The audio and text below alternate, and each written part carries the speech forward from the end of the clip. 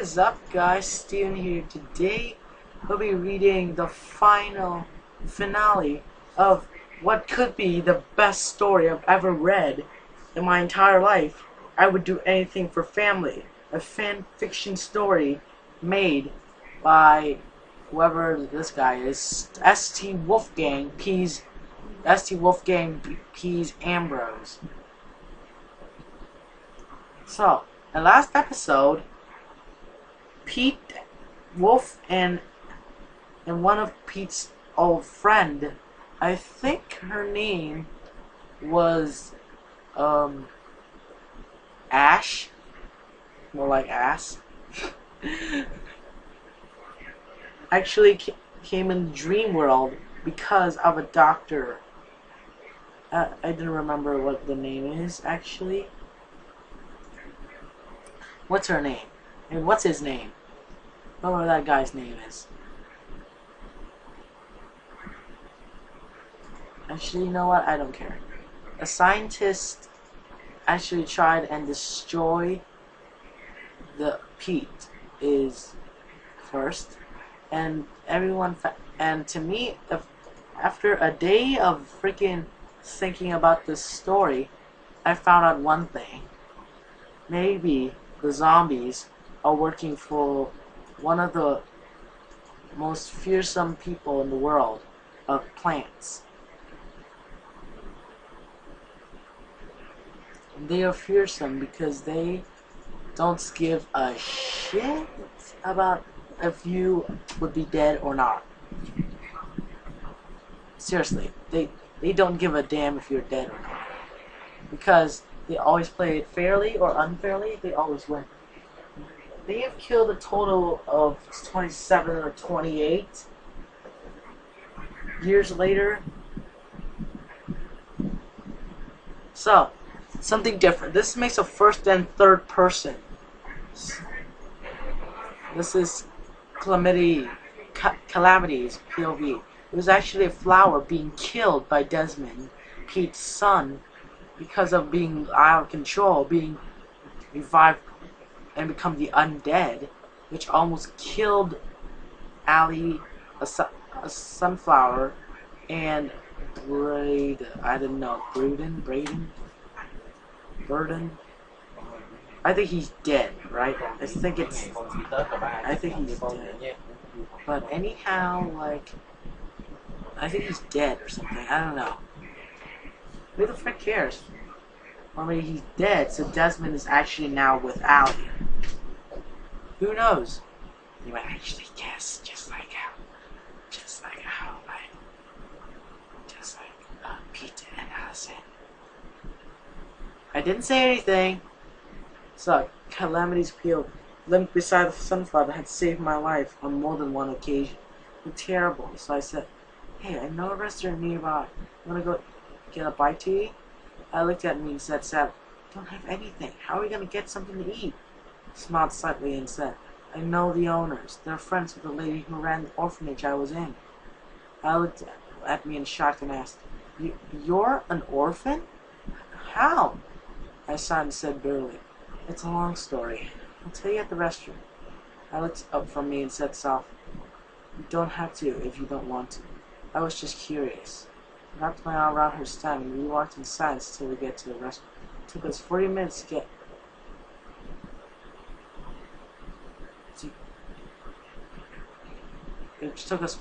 to get to open the door in the restaurant. Power Cactus asked in a unique Russian accent, "So, tables for two?" I smiled at her and said, "Yes, please, Spike."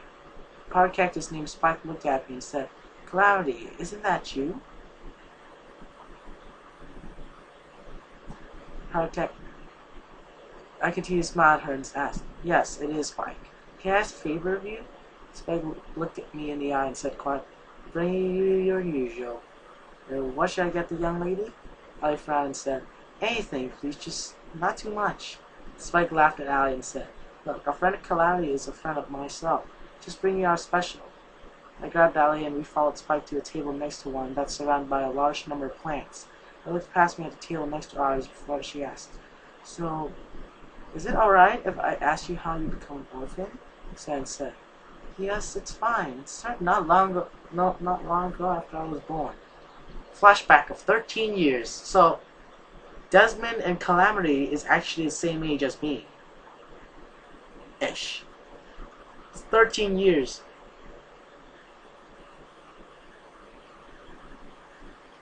Bring me that bloody sprout! I'm gonna kill him! Just like he did his mother! Molly Sunflower said enraged, repeated back and said, Calm down. It was always gonna be painful for her. Peter punched the door and yelled, Painful? I will show you pain! Peter could hit the doctor again. Peter grabbed him from behind and said, Hey, leave him alone. Didn't do anything. Peter simply grabbed the hand that just grabbed him. A surge of anger as Thad's thought. How dare they touch me? Peter turned around and started punching at the Peters, only blocked the attacks. Every time the Peters punched the other plants, the anger in them slowly turned to discontent, and eventually sadness. They finally stopped attacking the other plants, left in a floor of tears. Peters walked over to a bleeding Peter and said, Thank you. Let me cover those wounds. The Peter shook the head and said, No need to. Just doing the right thing. And let the Peter walked into one of the private rooms. Sunflower Doctor returned around and helped the repair up for saying, Come. I need to know. You have to name your son. The Peters let the doctor guide him through one of the rooms. A small spot lay next to the bed, the corpse of her mother. A cactus. Since Peter saw their son, they said, This is a calamity. Wait, calamity? Yes, doctor. I wish to name him this bastard Calamity. Doctor looked at the repeater apprehensively. To say yes to appease the repeater, but at the same time questioned whether it was right to do or not. Peter in the room, though was afraid of the repeater getting angry again, so he wrote down Calamity birth certificate under his first name. Peter smiled deviously and grabbed his son's birth certificate. Peter walked out the hospital and placed their son in a basket for that he put in the basket. Peter carried the basket to an orphanage near the hospital, left the basket at the front of the owner flying. Flash forward 8 years. Calamity, please come downstairs and present yourself. Who knows? You might get lucky this time. Calamity looked into the eyes of the old sun pharaoh and said, Let's fade it, Madame.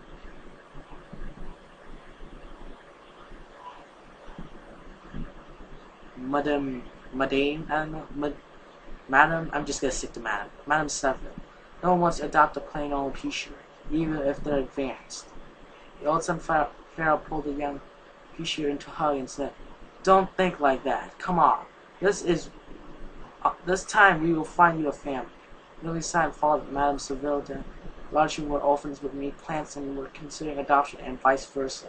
Mrs. Calamity walked in. The lobby said, Dame Seville, who's this? They looked at the lobby and shockingly Madame Seville said, This Calamity. Come on, don't be shy. Stepped out, handed Sunfire and waved. Lobby said, Hey, not forever talker, are you? Lobby turned around and said to the bandit king, Come here, Lucy. I think I found us a son. Alice looked up at the lobby, so open wide to think, You're considering adopting me? Madame Peacher blushed at the bandit king. Hey, Tennessee, I think you have found us a son. Calamity, grinning, enjoying the sensation, ran over. They knew what was happening. Calamity was hypering out to the lawn outside the orphanage.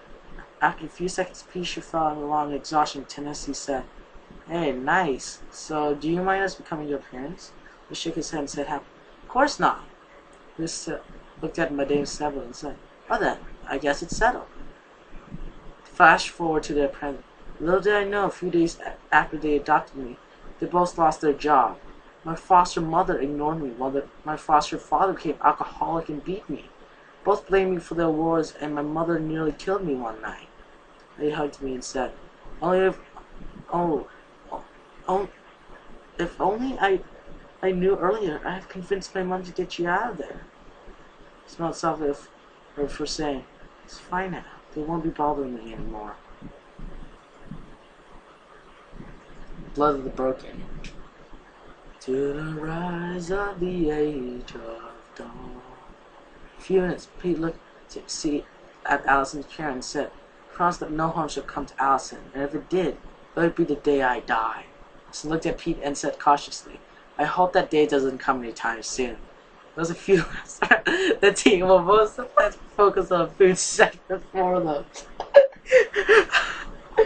Oh my god, I am a laugher, okay? I try not to laugh in these particular things, but it's kind of hard. Even like the worst puns, like, would you call a magic owl Houdini?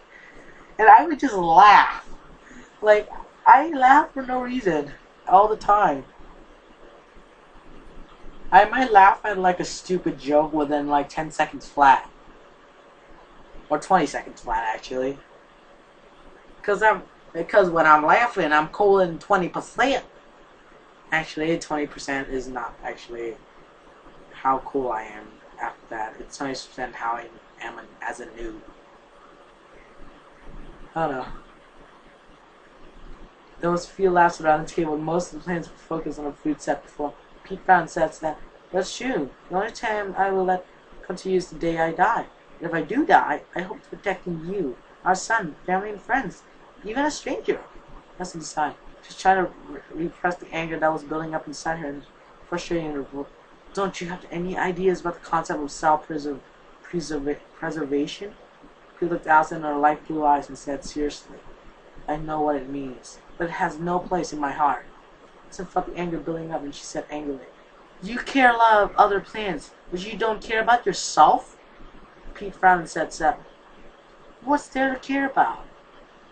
Allison couldn't hold it anymore. She shocked everyone. That's it, she yelled, a lot! What's wrong with you? Open your eyes! Look around this table! We all care about you, so there's obviously something in you to care about. He looked at the enraged Firefly and said in a voice full of self-loathing and anger, no, there isn't. I've only caused you pain. I'm the reason Ash died. I'm the reason Wolf nearly died. I'm gonna be the reason you died. As I looked at the distraught Pisha, starting to feel sorry for them, but the anger that had built made her yell at them again. You've also made me happy. Stop dwelling on the past and look to the future. Well, yes, actually, Allison was right. If I was right there, I would say, look, Pete, the past is a history. The future is a mystery. But today, it's a gift. That's why it's called present. Quote from freaking Kung Fu Panda. The turtle master, to be exact.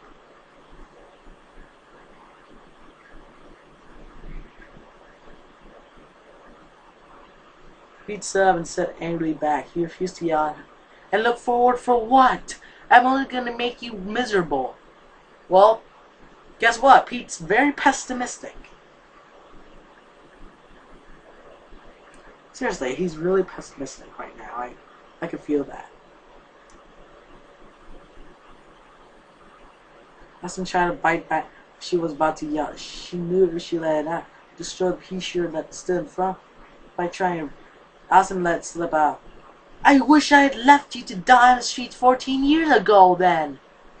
Peter stepped away from the table in shock while a large collective gasp broke. Rush realized what she had said and tried to apologize, saying softly, Pete, I didn't mean to. Pete ignored Allison's weak attempt to apologize and said with tears running his eyes, you wanted me dead. You should have just said it. He turned over the table and left the rest. Peppered through the garden, lose any plants that might follow him out of the giant garden base to the restaurant. Speed hyped through the garden, got strange looks from plants that occasionally humans, and he eventually found himself under had carved his and Allison's initials together in a heart over 12 years ago. He glared at the initials and started punching the tree where the initials are. For minutes, Pete collapsed on the ground in the heat, let the tears flow free. Glenn and Ambrose wandered the park like Garth as they searched for their cousin. They were worried he would do something drastic. It took them over 15 minutes of searching high and low to find their Hishu cousin, Grant, was in fetal position beneath a tree that sat atop a lone hill.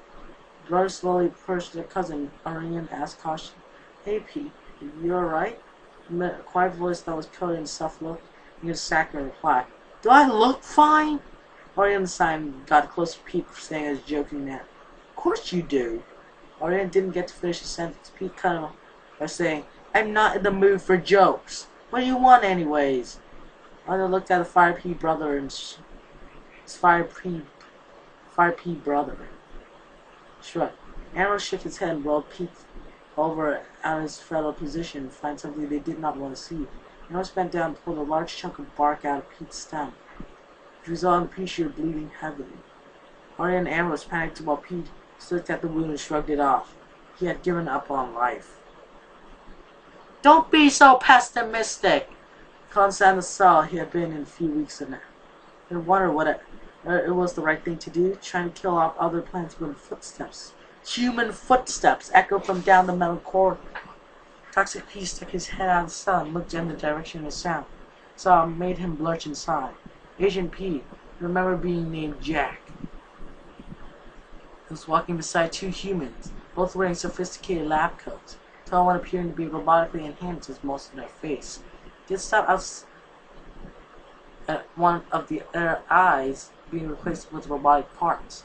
Khan sat back down on the metal bench in his cell. He expected the odd attorney should stop outside his cell. But it did stop outside his cell, and he was confused until Jack said, "Oh, this is the Toxic P you requested to see." The church human looked at Jack and said, "Hans, I am Hans." Hans turned his attention to the tall cyborg beside him. "So, Herr Doctor, here's a specimen I was talking about not too long ago." Here's that was referred to as the doctor's Merton said. "You have done your well, Hans. Now then, let's get to business." The doctor looked at Jack and said, "My home country, off Windersen, says good. Off Widerhensen, off Widersen means goodbye. So off Widersen, Master Jack." Jack gave the doctor a confused look, but it was replaced with shock and pain as the doctor's robotic eye fired a laser at Jack. Agent P fell quickly. Khan yelled out for his vision again to swirl as it quickly plunged into darkness.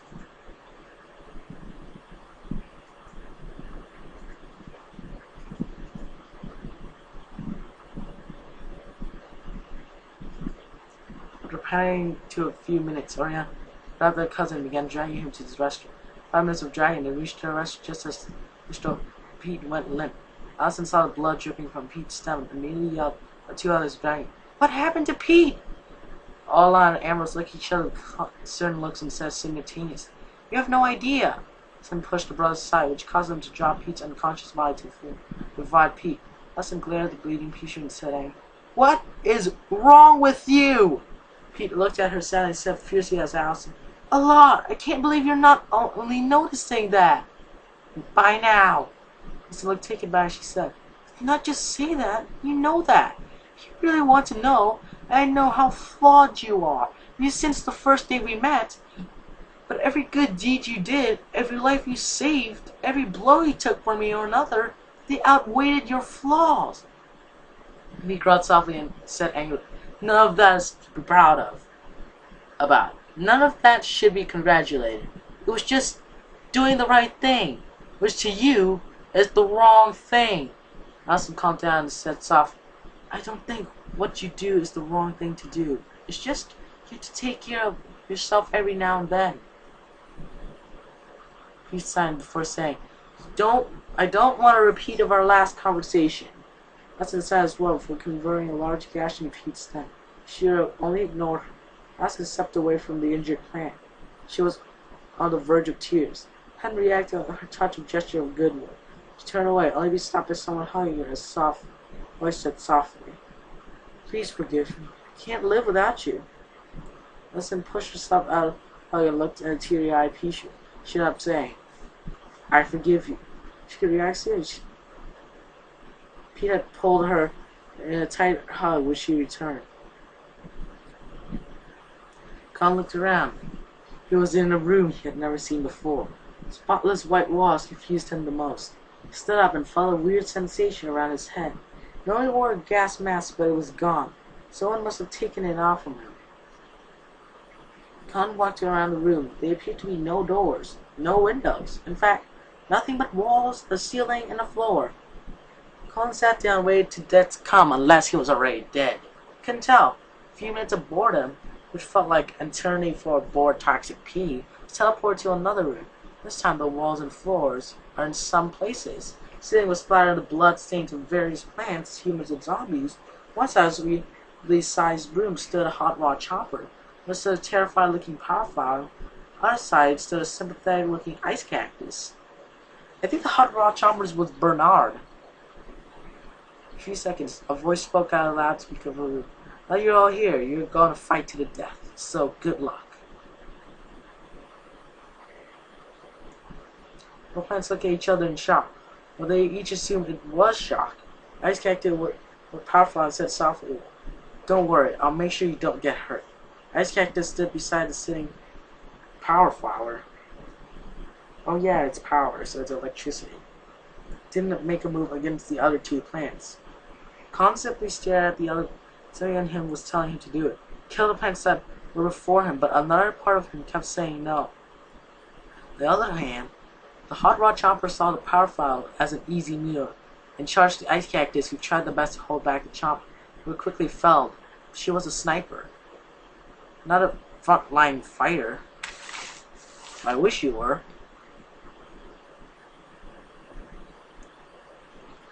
Wait, should all snipers have pistols?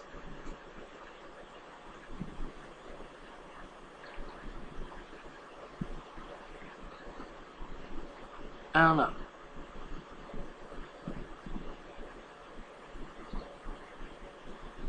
Wait.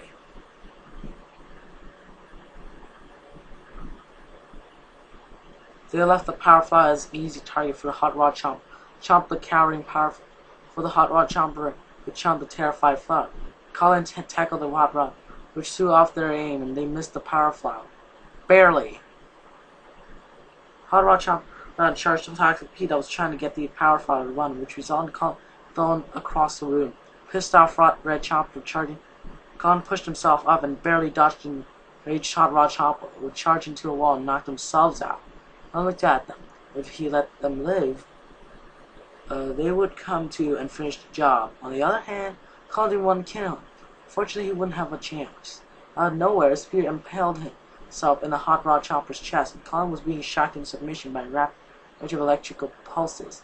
Trying to find a power flower with a deranged grin on their faces as they were menacingly.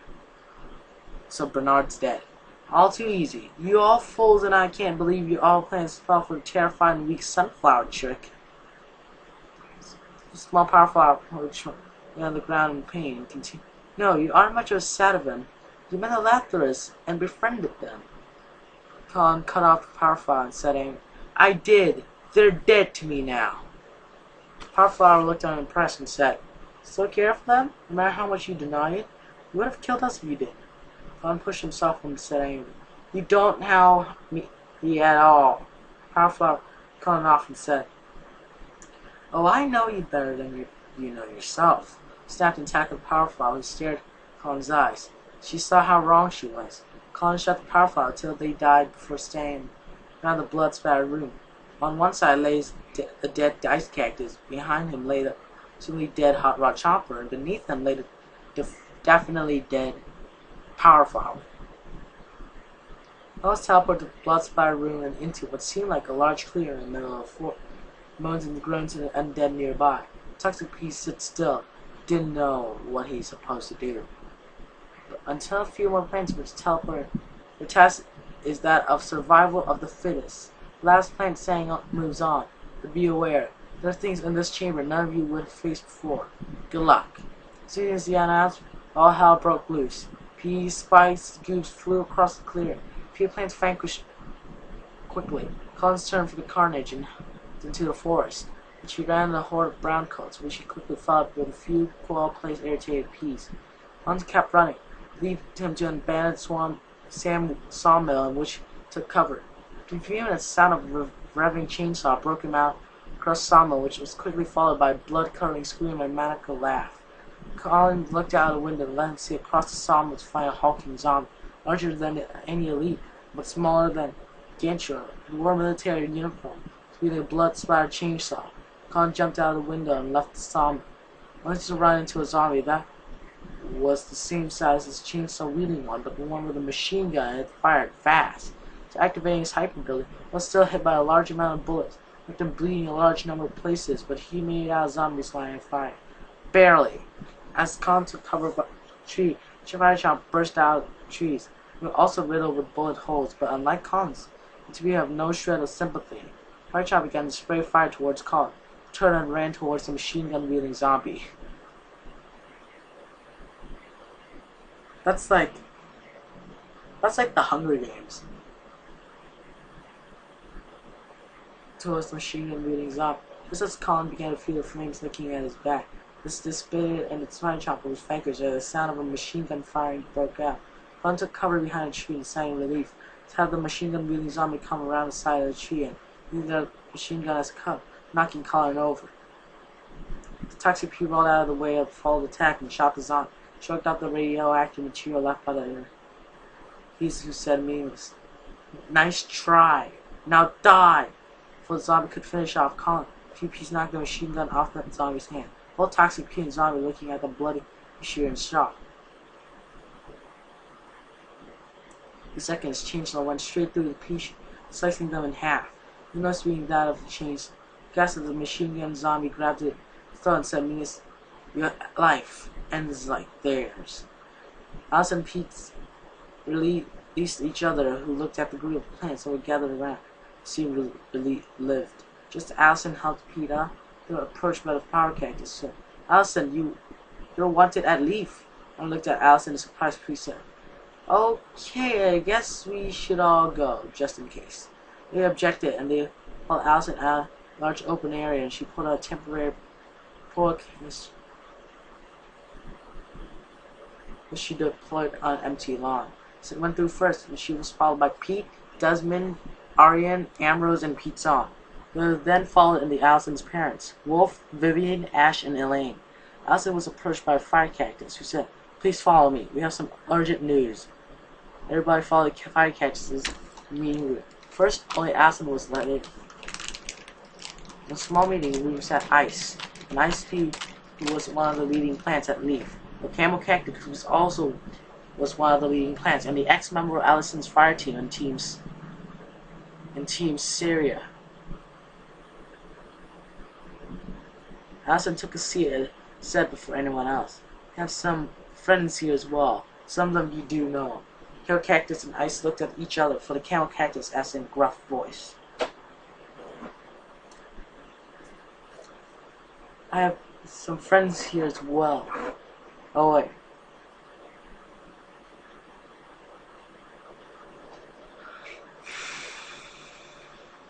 Wait. Who are these friends?" Allison smiled slightly and said, "Wolf, Vivian, Pete." Soon Allison ushered Pete's name. The Camel Cactus shook their head and said, "Possible. Pete's dead." As soon as the Camel Cactus finished speaking, the other plants that had been at the restaurant with Allison walked in, and not only the Camel Cactus was shocked. Pete, Ash, and Elaine walked, and was silent in shock. Three plants that were presumably dead were standing in their midst. Pete sighed and said, "Yes, we are alive. I never died." Ash and Elaine? "I don't know." Awkward silence persisted over a minute before the ice broke. This is kinda creepy, but anyway, back to why we're here. Ice pointed at the screen that represented a map of Suburbia. Pointed here, northern part of the suburb would continue. Okay, our warrior goal is to infiltrate this human facility and freeing the plant trapped in the structure. It's save us, but you will be going up against humans, so don't let your good side to take hold in this. It could be the difference between life and death. As finished, there was another period of awkward silence from Joan, Fire Cactus, and why are we going against humans? There was a pause for Ice said angrily, "One of them murdered Jack, so I got some intelligence about the facility the murders came from, and they're murdering plants non-stop. We need to stop this. It's our duty." Joan signed and said, "Well, count me out." "Count me out!" James and Fire Pete and Elias, Fire Chump, opted out, and so Pete, his family, Ash, Elaine, Wolf, and Vivian volunteered to go with Allison and the last members of the Team Sierra. Peter, a Commando Pete, and Cole, a Chomp. Camel Cactus smiled and said, "Very well then. Don't die in there. You may never be seen again." That Ice concluded the meeting, and the Fire Cactus had originally lead them to the meeting room, led them back to a portal room where the groups of plants prepared to go. Now they just teleported into the room. Colin stared into the empty pupils of the zombies that held by his throat. He wasn't going down without a fight. Zombie only smirked at Collins and threw a toxic creature at their chainsaw-wielding comparator. As soon as Colin hit the ground, he rolled it. He didn't know where or which way, just making himself a hard target for the chainsaw-wielding zombie. Colin felt the chainsaw barely clip at the back of his head. He pushed himself up and dodged an attempt by the zombie to slice him in half. Colin thought he had successfully dodged attack until a sharp pain ran through his stem. Colin whimpered as he felt the chainsaw dig itself into his stem. The toxic pea pushed himself back so the chainsaw only left a deep cut in the stem, and Colin hypered back towards the sawmill. He had an idea. Despite the extra speed his hyper ability gave him, chainsaw-wielding Super Elite kept up with Colin. On the other hand, the machine gun-wielding Super Elite was a lot slower than him. As soon as Colin was back at the sawmill, he saw exactly what he was looking for. A bundle of logs that was hauling a crane. The toxic pea was going to try crush the Super Elite with the log. Chainsaw-wielding zombie burst her. She was in charge of Colin, who ran towards the logs. Just as Colin began passing under logs, his plan backfired as a sharp knife snap sounds out, and Colin was trapped beneath the logs. He was going to use to kill the elites. He looked around. There was no way the chainsaw elite cut the wire. Machine gun elite was way too far to do it. Colin's wondered about it for a few seconds, and the answer presented itself. The sniper had shot the wire as they now shot Colin, barely missing his head.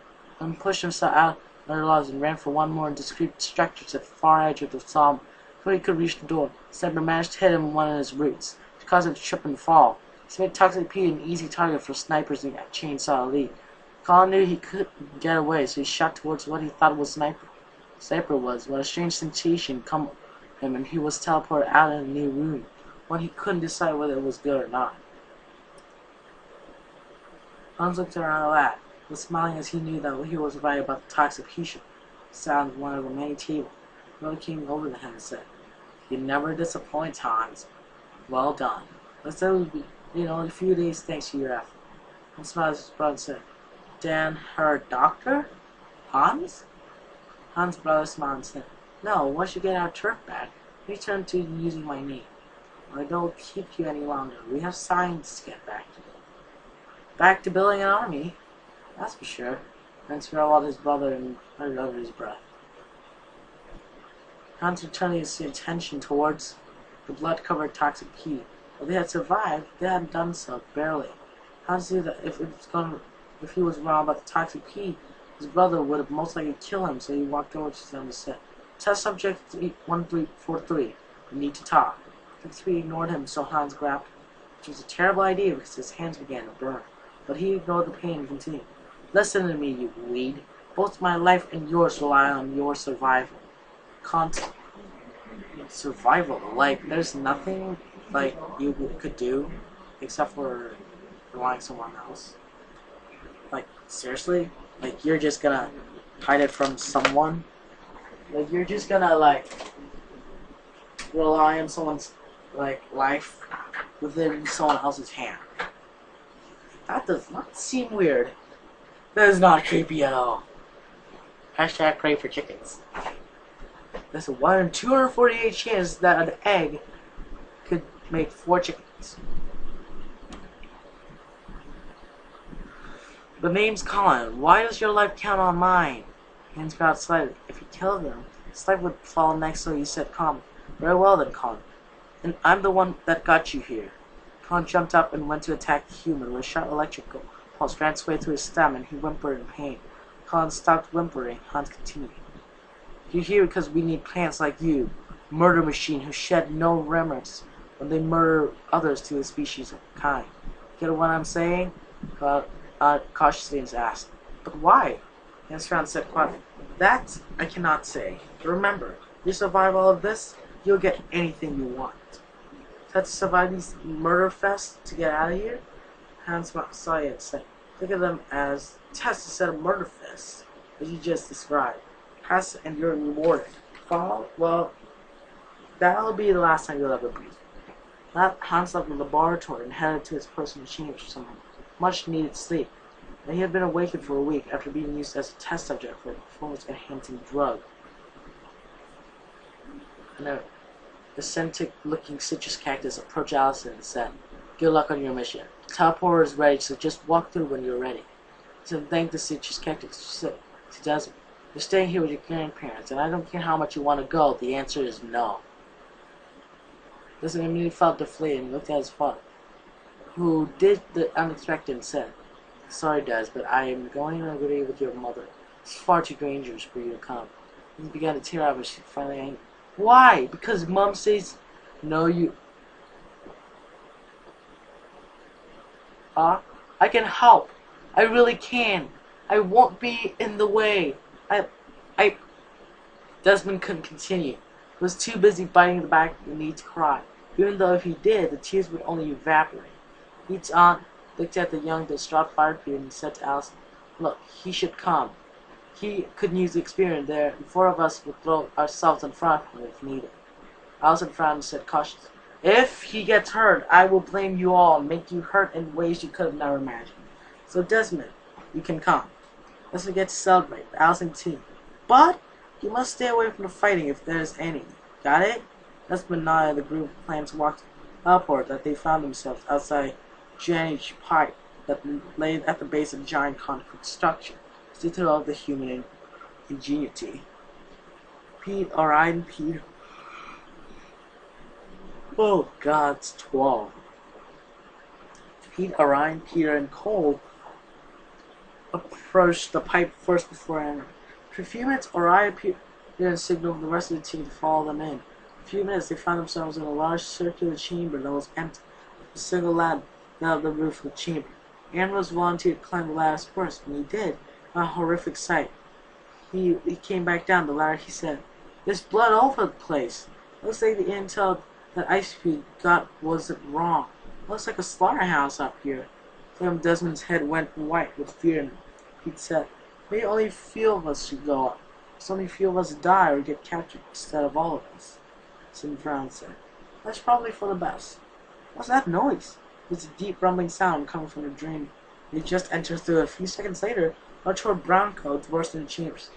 Pete, Ashcoat, Cole, Peter, Wolf, Orion, and Ambrose ran towards the horde and surged some of the browncoats, and Pete yelled back, "Everyone, up the ladder! We'll follow after." Allison, Desmond, Vivian, Pete's on up the ladder. Pete gave Wolf the gift his dead mother given him and said, "Go take Peter, Cole, Ash, and my cousin with you. I'd be up later." Wolf nodded cautiously and set off with the other plants. Soon, as they were up the ladder, Pete went to climb, till he was grabbed by a browncoat, dragged back in the horde. He started pulling him apart. Despite trying his best, Pete couldn't break free, and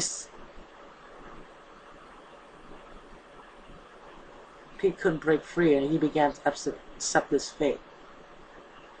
He was not going to get out of this one.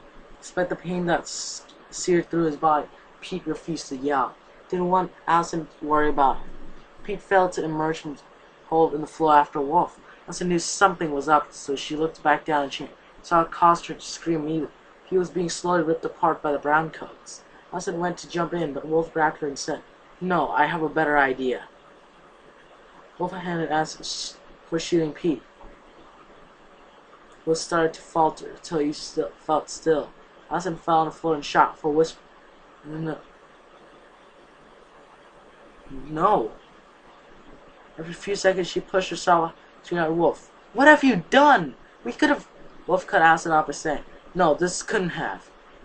There are too many of them. It would have been a suicide mission." Allison screamed back, "This is a suicide mission!" Soon as finished screaming, an alarm went off. They had been revealed. Allison stopped screaming and the group set off the slaughterhouse-like room. Once they were out in the terrified hall, set off towards the elevator at the end of the hall. As they reached the elevator, a human armed with a shotgun stepped out of the other group of plants and shot. The human could react. Ash chomped them, and the group of plants entered the elevator. Proved to be a stupid idea. The elevator reached a floor that was marked as the laboratory and cells. They were met with a large number of humans, most of them armed with guns. Groups of plants scattered in the lab, each of them taking fire from a large number of humans. A few minutes, the laboratory went silent. Strange gas entered the room, and the humans fell over, all of them unconscious. Plants, on the other hand, weren't affected by the glass, except for Ambrose and Desmond. Both plants felt like they were being induced by water. Wolf pushed Allison back to the elevator and grabbed Desmond before joining her in the other planes also joined them in the elevator, except for Orlin and Ambrose. The brothers seemed to have disappeared in the gas. By wanting them to go back, Piton didn't get a chance. They took the other roof where they teleported back to Leaf using a temporary portal cancel. Orlin looked around as he carried his brother fireman style. Gas was beginning to clear. So as gas cleared, the brothers were quickly surrounded by gun-armed humans, told them to stay where they are. Orlin swore to stay still while they were approached by a tall human with a manly robot face that carried the corpse of their cousin, a large number of chunks missing from their blood-splattered body. Orlin growled slightly, which led the human shooting him, and he immediately stopped. The human with the robotic eye asked, "What made you think the attacking this fortress of humanity is a good idea?" And only glared at the human, who glared back at us. "Very well then, so we'll have to kill the plant you hold, unless you tell me where you are while you're here." Ron thought a couple of seconds to say, "Well, you murdered an important plant, so we're here to avenge them." The doctor laughed and said, "Well, you did a terrible job, and now you shall serve me, whether you like it or not." "I will never serve you, you dumbass."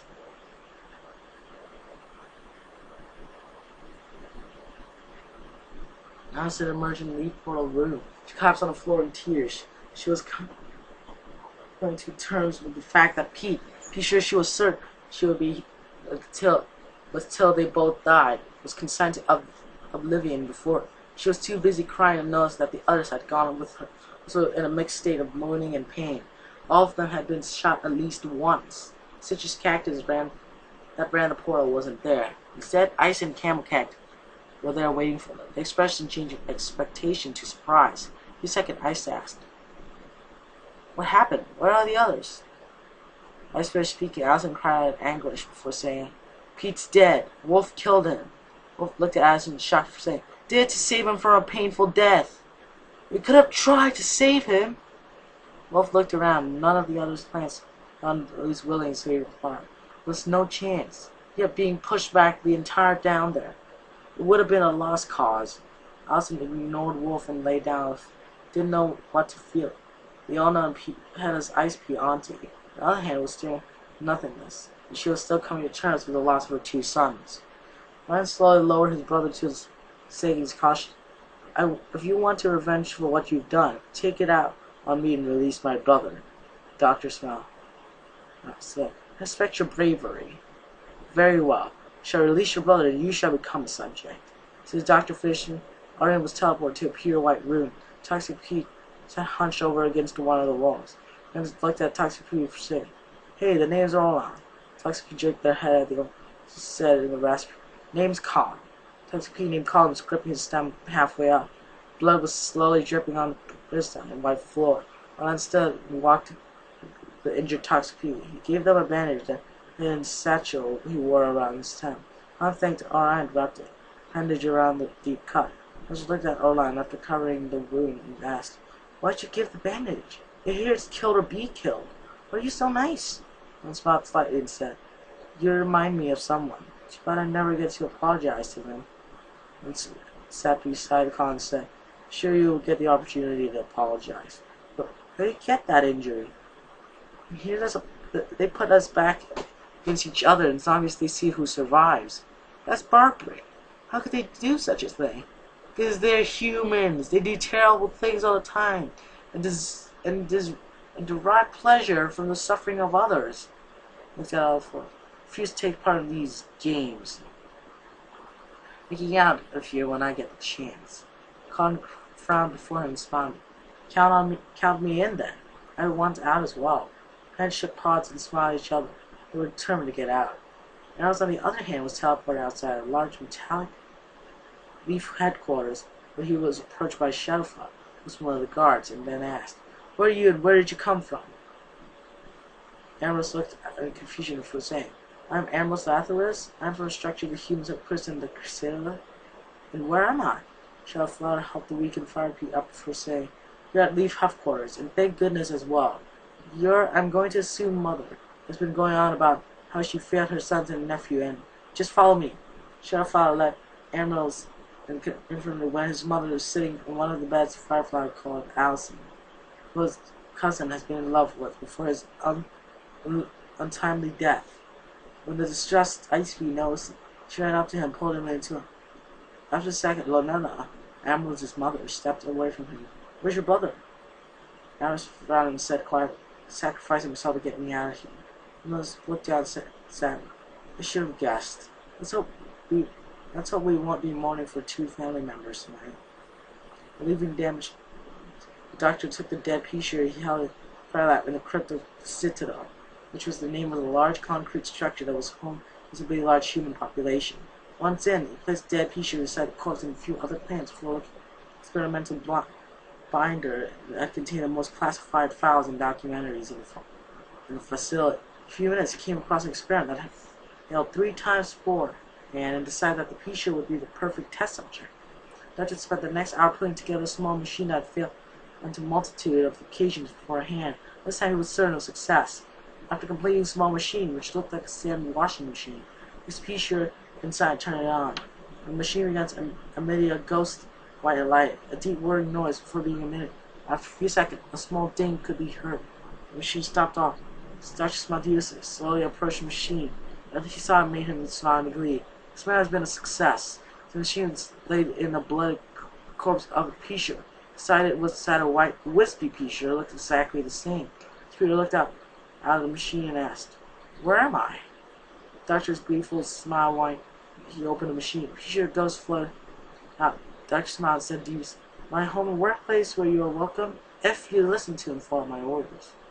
Pisher ghost slightly confused for "What happened to my family? What happened to me?"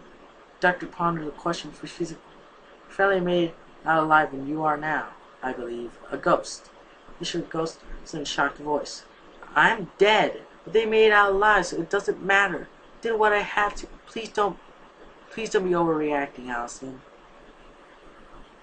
So that was treating the wolf's wound. Lyle led him up and out of the infantry bed he had been confined to. So he grabbed the gift that had been peaked, still his dim eyes, walked over to Allison. When Allison noticed Wolf, the temperature in the room increased slightly as the color around Allison's head changed to a light blue. Wolf ignored the glare Allison was giving him and held up a gold ring that had a few black, red, and gold feathers attached to it and said, "Pete wants you to have this, if he didn't make it out." Flames around Allison's head returned to their customary light orange as she grabbed the ring. Tears started in her eyes. She looked up at Wolf and said sadly, "Sorry how I reacted. Still coming to terms with the loss." Wolf patted Allison on the back and said, "It's alright. I was so stricken with grief when I lost my first girl plant. You shouldn't know. But the point is that I don't miss him. He was a good friend, but I had to move on at some point, right?" He said, "Nod," and said, "I suppose you're right." Wolf got off the bed and went over to Vivian. Allison stayed sitting for some reason. "I don't know. Why are you sitting? Because you want to have sex?" I'm just kidding. That was not an intention, okay? Why are you sitting? Why are you sitting? Are you sitting to play Minecraft? Are you sitting to eat chocolate? Are you sitting to be a dog? I don't know.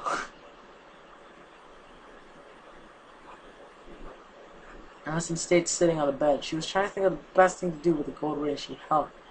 The doctor grabbed a few old dossiers from a cabinet that contained the files of successful experiments and facilitated a fresh document with the details of success. Writing down the necessary changes that needed to be in the machine before asking, "So, my ghost friend, what is your name?" The ghost Pisher replied, "Pete Lathers."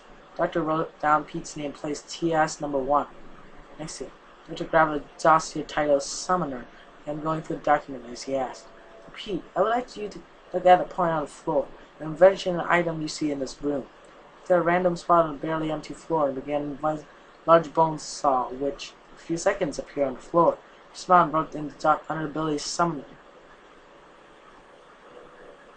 Pete, on the other hand, was shocked. He quite quickly regained his composure. Finished writing. The doctor grabbed another dossier, the one titled Gravitaire, and went through the documents inside. He asked, "Now, Pete, I require you to focus on the bone saw you just summoned and motion towards and up. Got it?" Pete nodded and did exactly as the doctor said. Pete's great surprise, the bone saw rose into the air at the same rate Pete moved up his paw. The doctor's smile deepened when he wrote the under ability Gravitaire. The doctor grabbed the final dossier to tell OCC Gen. Right, Pete. Final task for now. Pete placed the bones on the ground. The doctor needed you to imagine a skull. Pete nodded, closed his eyes, and imagined a skull. Soon sensation overcame him. He opened his eyes, the skull glittering around him. The doctor smiled and fired a laser at the doomed found Pete ghost in. And surprisingly to the doctor, the laser passed straight through them. He snapped Pete out downward by asking, "Feel strange?" Pete nodded and said, "I feel empty." The doctor wrote down his skull shoe and replied, "You'll get used to it." And shut the skull, he began to feel like normal, just tired and unusual. The doctor placed the document in his own folder and placed it, and other dossiers that he used, together in a pile and placed it in a bind. The doctor looked at Pete and said, "You stay in here till I come back. Recommend practicing your abilities while you're in, okay?"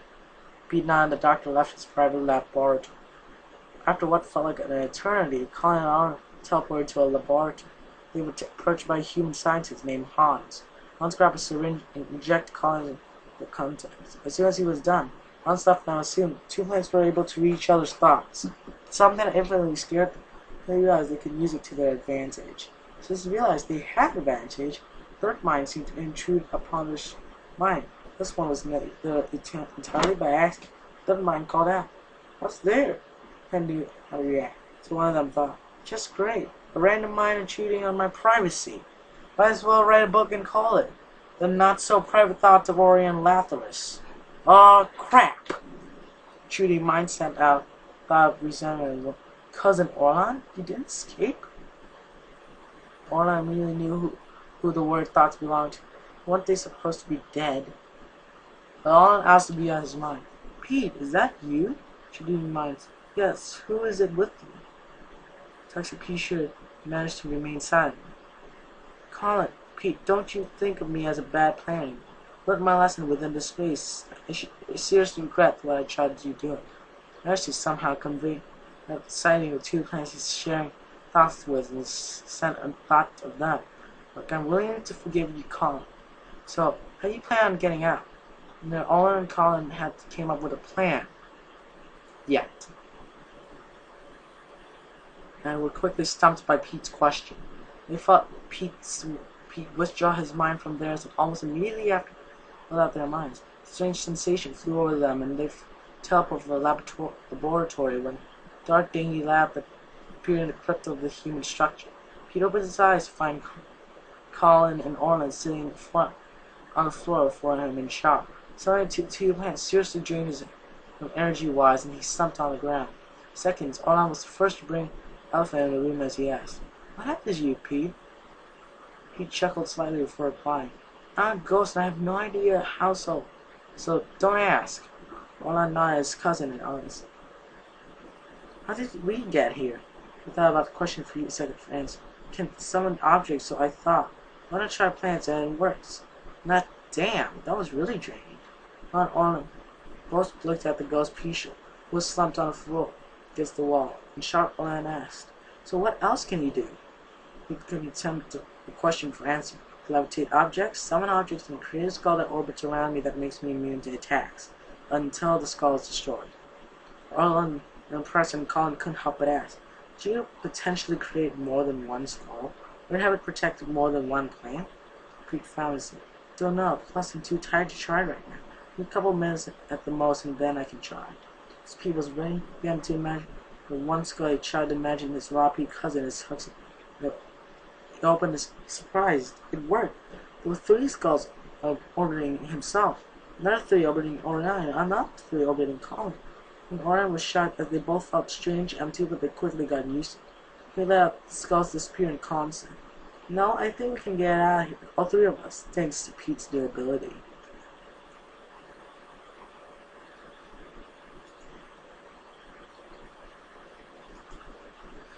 Hornets, sorry for taking so long to update the story. Just have to get some ideas and other 2 stories I'm working on out. But now I should be updating the story with some more. So on with the chapter. Conrad opened his weary eyes. He was still alive, which he found to be a miracle. He looked around the dark room he was lying in. The same cold stone made up the walls and the floor.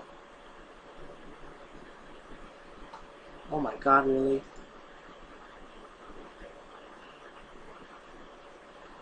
But she froze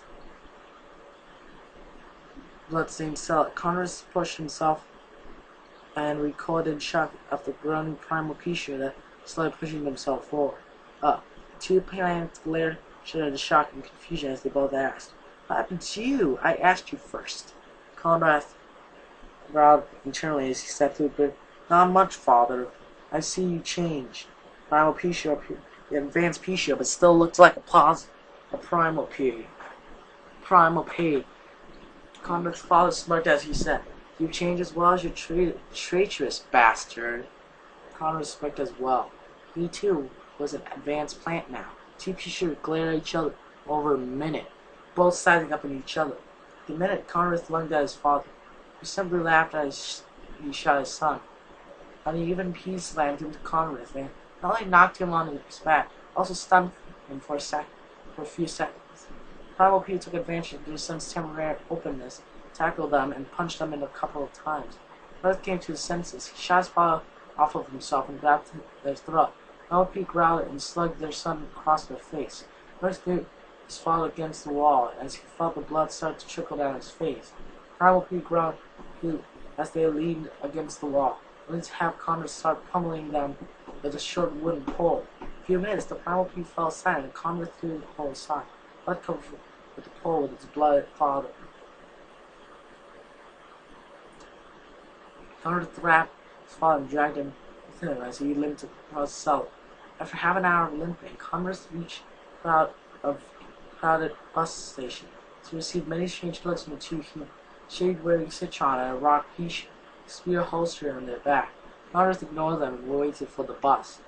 Ali slowly approached her mother, Sinatra, who had relief and anger on her face. When she and Flower were close to each other, she pulled her daughter into a hug and said, "How you been, young lady?" Ali frowned slightly. The two plants stopped hugging and she said, "Doing stuff." Sinatra scowled at her daughter. "That isn't a sufficient answer. You have no idea how worried I am." She found the pen as she said, "You can tell. Look, I swear I did nothing bad and no one got hurt." Sinatra gave a skeptical look and said, "If no one got hurt, where's Calamity and Bernard?" "Well, Bernard said he was going to go somewhere. Calamity's going to visit someone." Sinatra looked right into her daughter's eyes and she said, "Tell her where they are." Outside and Bernard was somewhere I don't know, where Calamity is going to leave for some reason. Sinatra frowned at her daughter and said, "We're going to leave now, young lady." I sighed and followed her mother to the nearest bus station, which was a 5-minute walk from their home. When they reached the bus station, presented with an interesting sight. It was two humans. The Citron were surprised Ali, as Citrons were rare around suburbia. A Rocky, who had a spear on their back, and an advanced Pecia holding unconscious advanced Pecia with tufts of hair all over them. My surprise moved from the hair Pecia to her mother, asking conscious Pecia a question. "Can I help at all?" She was shocked by Sinatra's question and replied the whole unconscious friend simply grunting. Sinatra held the Pecia before helping the other Pecia's injuries. She was finished. She sat beside and waited for the bus. The bus arrived 10 minutes later. Sinatra paid for herself in an alley before taking a seat in the third row of seats in front. Colin, Orland, and Pete spent half an hour getting ready to break out of the Citadel. As soon as they were ready, they found a serious problem. Pete seemed to be bound to a capsule that was sat on his desk. When he grabbed the capsule, they were able to break out of the room. Soon they were out in the dark, stony brick hall. Pete summoned skulls that would protect them against attacks, until the skulls were destroyed. Smugglers of three headed down the dingy hallways towards the stairs that were at the end of the hall. Descending the stairs, the sound of voices grew louder, and as soon as they approached the top in the dark, went out in the dark, stone brick hallway. Pete summoned the skulls that would protect them against the weight. They thickened. Some wore a bandage to cover the entirety of their head. They wore a well-kept uniform that appeared to be a military origin. But it seemed like the zombie human hasn't noticed them. Sharp pain pierced its way through the three plants' head. It felt like as if they were being pried apart. Once the pain rate, the human grabbed their guns and aimed at Colin while the zombie raised its hands. With speed, white oars flew through the hands of the zombies, and when they hit the ground, brown coats appeared out of nowhere. All shot the gun out of the human's hand while Colin shot the horde of brown coats. Pete and when they hit the ground, wait. Pete found that the piece he shot was completely ineffectual against brown coats. It seemed to break the strange zombie focus. Despite this discovery, the zombie was able to summon another horde. Just as Orlin and Collins finished off the first horde, Hugh ran up the hall, leaving their guns behind, and for a few seconds, alarm rang out through the facility. Pete growled and started levitating random objects in the hall and staring them at the zombies in an attempt to clear their way. Fortunately, the zombies shrugged off everything thrown at them. The steel beam which now stuck from their chests. Pete growled harder and continued sending objects with his cousin and friend tried to deal with the brown guns. During this intense close quarter fight, Pete got lucky when a copper pipe pierced straight through the zombie's head. It caused the zombie's head to explode while the brown coats some fell. And the hallway cleared as 3 planes raced down the hall, winding staircase. A hectic minute spent running through the constant threat of being caught looming over. The planes burst into what appeared to be a courtyard, where freedom just on the opposite side of the large open gate. The planes speared across large chessboard like court to run into an invisible barrier that seemed to hold them back. On Orlin and Pete looked around in confusion, but were presented with a sight of massive humanoid ghosts. Large grins spread across their pale face. A deep booming laugh launched at the courtyard. It seemed to be protected by a gust of wind. After the laugh came a voice full of sarcasm. Congratulations to the 3 of you making it this far. You know, I had an idea. After I successfully split your soul from your body, Pete, I realized how much a single ghost could do. So I improved the machine, and now look at me, hundreds of times more powerful than you, 100 times smarter than the bumbling, idiotic Zomboss who called himself a leader. And he interrupted among those ghosts with sneaky. He isn't just Zomboss. He's Dr. Edgar George Zomboss. This only caused the ghost to laugh before he spoke. Were you defending the greatest nemesis? He smiled before he spoke. Just using his name to distract you? That Pete teleported himself. Orion facility outside Leaf headquarters approached a few of the shocked guards. I was shocked when I found out this story broke over 1,800 views. You guys are awesome, and why I keep writing stuff. You have my thanks, and you keep going. Allison looked up from the ring as a group of plants burst into the infirmary. Most of them she didn't know, but she managed to hear a few names she knew. Soon after they burst in, the nurse was quickly ushering a large number of plants out of the infantry. The large group that had burst into not long ago, only 2 remained, as well as a familiar-looking wispy white figure. Allison went to ask the nurse who the plants were when Leonella, Pete's ice Pete auntie, burst into the room with Fire Pete's son, Ambrose. Crystallized tears falling from her cheeks as she pulled Lopie into a hug. Allison immediately knew that the Lopie was Orlin. On the other hand, she didn't know who the other plant was, nor the wispy figure that seemed to loom over them. Allison looked down and began to tear up. She was happy for Leonella, but the presence of her son reminded Allison that she would never see Pete again. Allison's tears was unnoticed by everyone else in the infantry. Colin sat up beside Orion. He smirked at the Lopie, who seemed struggling to breathe with his mother's deadly grip. After a few seconds, the ice Pete released Lopie's son and spoke. How did you make it out? Orlin smiled at the ghostly white figure of Pete before he spoke. My cousin got us out. Orlin's mother seemed to be shocked by the statement by the stammer. No, that's impossible. Pete's dead. He looked down at his auntie and said, I may be dead, but that doesn't mean I can't help. Leona only stammered. But that's impossible. He chuckled lightly before he replied. It's possible. A man split my body and my soul. So stay away from me, the beast is on me. I feel the rage, but I just can't hold it. Pete slowly drifted away from his aunt and cousin toward a lonely firefly. Seemed to have not noticed his presence. Pete hovered beside the fire, placed his wispy paw on the firefly's shoulder, while it joined slightly as light touched and looked out. Wispy white, who hovered in front of him, caught slight in shock and whispered quietly, No, impossible. Pete pulled her into a hug and spoke quietly. It is me, Allison. Where's Desmond? Allison withdrew the hug and wiped away her tears as she spoke. He's probably in the canteen, feeling his gut. But Allison Pete smiled. Allison held a gold ring that had black red and gold feathers attached to it engraving on the inside of the ring. After a few seconds, the ring again gave off a ghostly white glow. A look of shock and imprinted on Allison's face. She looked around. Pete seemed to have dissipated. After a few seconds of confusion, Pete reappeared. With accomplishment in his pale face. She couldn't help but ask, What has you looking so happy? He looked down at the ring as he spoke. Well, every soul needs a physical connection to the world, and, well, not my body, I need to be bound by a physical object. I just changed what I was bound to. She shook her head as she tried to comprehend what Pete just said. Desmond sat outside the testing chamber, wondering what it would take to get into it and improve himself. Without really thinking, he opened the door in the chamber and stepped inside. Desmond wandered the decaying street of James. They resembled an area of suburbia that was often called as Choptown. Oh, Choptown. That's from like the Zombies Down DLC, or is that the Legends of the Lawn? Desmond didn't expect much to happen, until an alarm rang out and the moans of the undead began to roll through the chamber.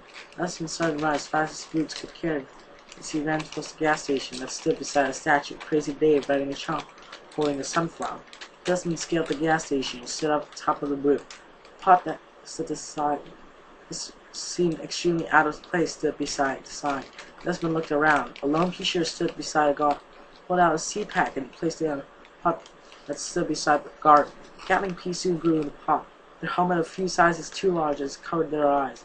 They should have wandered off in the garden, so Desmond, struggling Gatling pea, raised their helmets so they could see. As Gatling pea could see, their eyes wide took in the scenery, shot at some approaching browncoats. Desmond watched them. Apprehension pursued the Gatling pea turned from the browncoats, and Desmond shot the browncoat before they could harm the young Gatling pea. Desmond vanquished the browncoats. The pea shoe was just returning. Deep gashes ran down their stems. Desmond was able to get behind a wall for it. Pea shoe noticed. Desmond peeked over the wall to find a pea shoe planting a small sunflower, far smaller than he had never seen. The small sunflower looked over the concentration in the face, and soon, just a few drops of sun around it, quickly absorbed by the pea shoe, and the gash quickly healed over. Once they finished healing, the shoe hyped off towards another part of the chamber. Desmond came out behind a wall and slowly approached the small sunflower. White, small, seemed to already be listening to the tune that rumbled deep within the earth, that only sunflowers seemed to hear. The sunflower looked over at Desmond, but they continued to dance.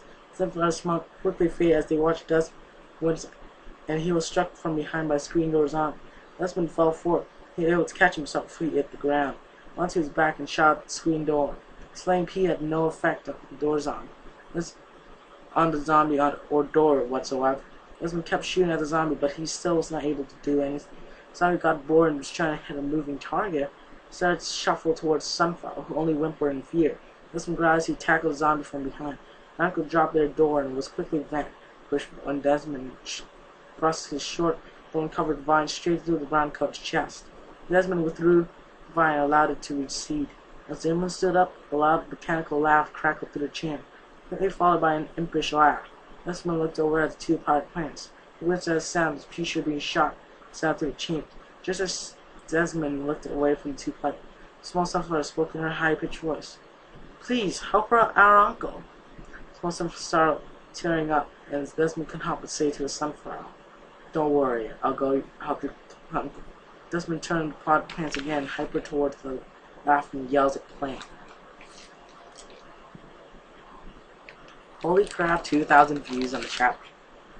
Chapter 39. Words cannot describe the shock I was in seeing. Let's thank you. If you have to read and expect it to break up 100 views. Well, I guess I had to give a shout out to the P with goggles. She's the only reason a few characters have survived this far. She's been a great help. I couldn't have done this without your help, P. Also, shortcut shout out to Gamer Girl and Co. Israel GW, Tasty Blue Crayon, Yuan Corpus, and without your stories, I probably have gone insane by now. The older author, right?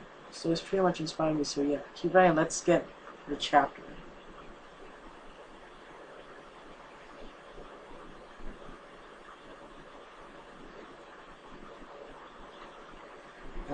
Allison wandered through the halls of Leaf HQ.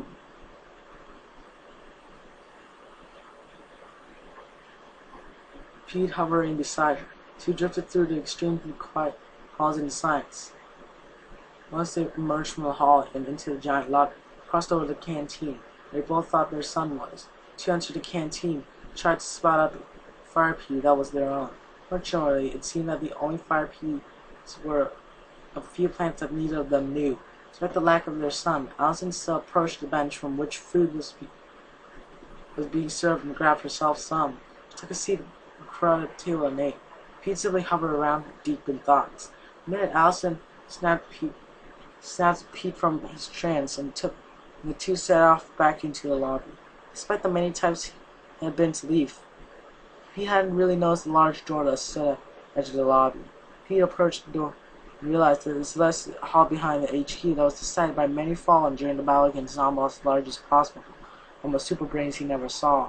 That's how he was conscious again. The battle was over. Allison looked at Pete, the look of sorrow on his pale face. Don't beat yourself up over something that happened 10 years ago.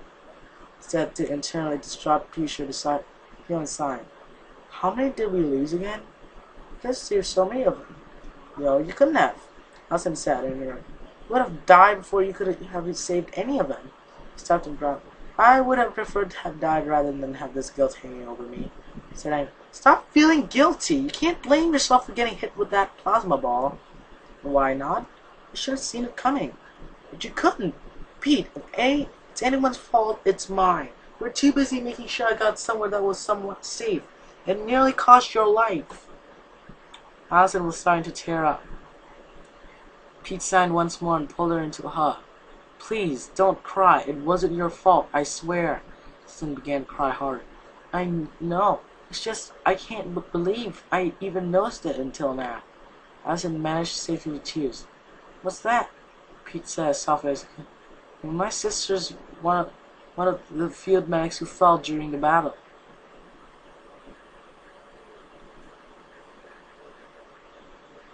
She wanted to be like an astronaut. Hey, I never knew her fate until now. Pete tightened his hug slightly. She didn't fall in vain, that's for sure. Besides, she will always live on, in here. Pete pulled away from Allison and tapped her chest. I guess she did. Thank you, Pete. I still remember the first time we met, all 14 years ago when you told me that. Allison surprised Pete when she kissed her cheek lightly. Pete somehow blushed as his pale white face seemed to become slightly more vivid. Allison giggled and led the way out of the hall. Desmond sprinted as fast as he could to the gas station, to the patch of grass behind the rows of shop. Metal power pylons stood imposingly in the air. Desmond cautiously went into the alley and approached the power pylon. The sound of something being slammed against the pylon sounded. Desmond launched himself up the side of the pylon, only to be surprised. Calamity held the imp by their throat. A smoking Z-Mac wrecked behind him. Calamity slammed the imp against pylon. How do you like that? Calamity yelled at the bloody imp. Not so funny, huh? Imp simply growled at the captain. A few seconds, Imp began to smirk and launched a gravity grenade from its back. When he released the Imp as he was dragged up in the grenade, Imp's smile deepened as they retrieved their blaster and hit the Imp caught a billet. Desmond watched in horror as Calamity was shot rapidly by a swiftly spinning Imp. For a few seconds, Calamity was dropping to the ground and was shot into submission. While knocked down, Calamity struggled to get up. Desmond couldn't stand by and let Calamity take whatever the Imp had in store for. Desmond leaped out behind the pylon just as the ability wore off, and he tackled the imp. Desmond began to go to blue as he summoned thorn-covered vine from his right paw, and he ripped Imp's small heart out. The imp fell silent. Desmond held Calamity up. He sure seemed to be barely able to stand as Desmond took most of his weight. Desmond and Calamity limped back to the garden, where Desmond lay Calamity beside the small sunflower. Her face screwed up in extreme concentration as he tried to summon sun drops that would heal Calamity. In a few seconds of agony, the sunflower was able to create some sun drops that was quickly absorbed by Calamity. Tired, and once the burdens and wounds began to clear, his face began to relax. A few minutes passed before Calamity sat up and looked at Desmond. took Pisher a few seconds to realize who was with him. The Desmond. How'd you get in there? And he asked in shock. I snuck in. Desmond replied truthfully. Well, I'm glad you did. We are too. Squeak. We are too. Wait. We are too. I cannot do the voice now. My throat hurts. We are too. Squeak to his paw part. Weren't for him, the scary-looking zombies would have gotten us. I would have protected us. Those small. The odd something only rolled her eyes. You were scared, I know it. I was not. Telling the galley P angrily. Was too. Replied Sunflower teasing. Was not. Was too. Was not. Was too. Enough, you two! Calamity finally stopped their argument. The hands blushed slightly in embarrassment. Allison! The law P.S. He tried to get his cousin Norman's attention. I have something important to tell you. Soon the Firefly stopped it abruptly to turn. Orin! What is it? Allison asked him. Oh, Orin, what is it? Allison asked. It was about Desmond. What has he done? Allison asked angrily. Nothing to endanger anyone. Just follow me. Orin replied. Allison looked at Pete. P.O.P. sure and followed as she followed his cousin. Orlin led the two to the large training facility to the second chamber, which chomped the town and sealed doors. Well, that's the end of chapter 39. I wish I could read more to you guys, but this was updated 2 days ago. Like a day ago. Yesterday, so.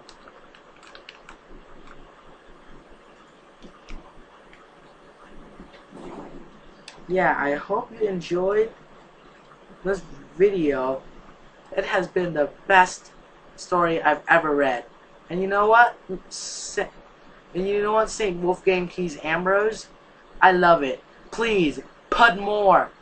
And Ambrose, if you're watching this, can I make an alternative ending for this thing, which is that Pete defeated Dr. Zomboss and that human, and that it could be good or not. I wrote a comment on the 39th chapter, so I hope you read the chapter, and I hope you would love I would hope you love my recording. Shout out to you, Saint. So, I hope you enjoyed the video, and if I can, I would either quit MLP and go on to be doing Garden Warfare fanfiction, or I either still stay with MLP, because I have lots of things I should consider doing next after finishing Cupcakes. I either do Cupcakes 3, I either continue the Flutter Dash adventure, I either do a FIFA challenge using my OC character,